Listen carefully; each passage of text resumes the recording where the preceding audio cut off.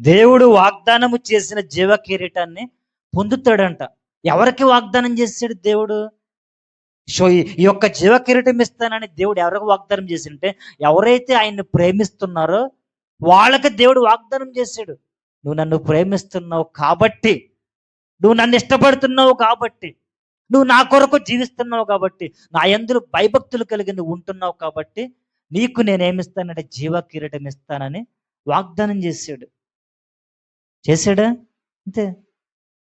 బాగా భర్తని భార్య ప్రేమిస్తుంది అనుకో, బాగా ప్రేమిస్తున్న భార్యకి భర్త కూడా వాగ్దానం చేస్తాడు.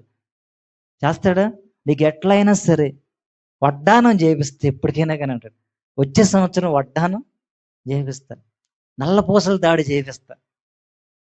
ఎలాంటి సందర్భంలో చేస్తాడు వాగ్దానం భర్త భార్యకి? అంటాడా? ఆడవాళ్ళకి ఇష్టమైన ఏంటి? బంగారం, నగలు, బట్టలు, చీరలు, లేకపోతే ఇంటి నిండా సామానం. అంతేనే కదా, ఇంటి నిండా సామానం, బంగారం, చీరలు తప్ప ఇంకా అంతగా వాళ్ళకి అవసరమైన ఏమీ ఉండవు.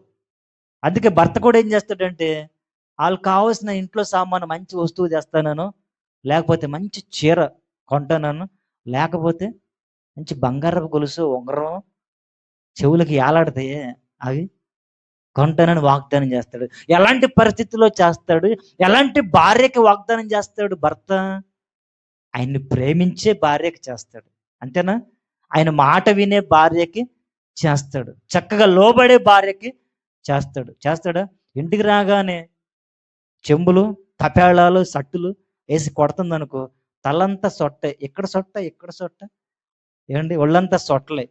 అట్లా ఉందనుకో భార్య, అలాంటి భార్యకి భర్త, నువ్వు నన్ను బాగా కొట్టు, పొద్దున్న నుంచి సాయంత్రం వరకు రోజుకి ఒక సొట్ట పెడుతున్నావు, నీకు ఈసారి మంచి ఇంకా బలమైన ఒక ఫ్రిడ్జ్ లేకపోతే బంగారు గొలుసు తెస్తాను అంటాడా?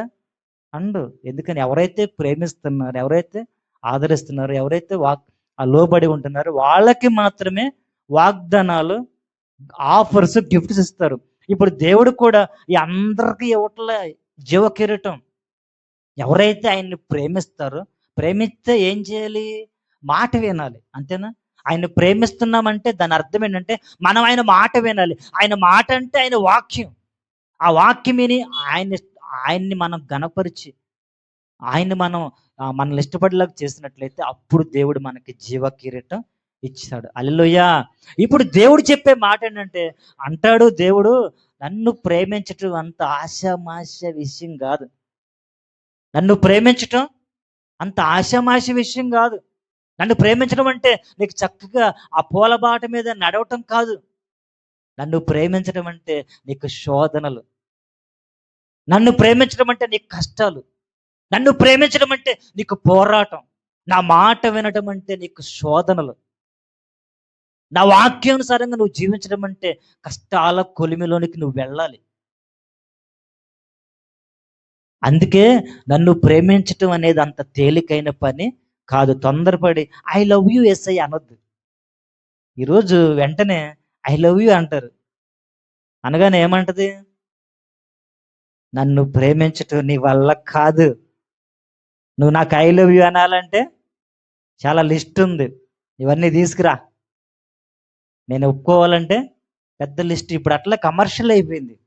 ఒకప్పుడేమో మనసు మంచి ప్రేమ చూసి మా పెద్దవాళ్ళతో మాట్లాడరండి, అప్పుడు చూద్దాం అనేది లేదు ఇప్పుడు. అంతేనా? ఎంత మంచోడైనా గొప్పోడైనా ఏమనేవాళ్ళు? పెద్దోళ్ళతో మా మా అమ్మ నాన్న ఒప్పుకుంటేనే. ఇప్పుడు ఎక్కడుంది? అట్లా కదరా, ఐ లవ్ యూ నా, రా కూర్చో, ఇదిగా అబ్బాయి, ఇదిరా లిస్టు.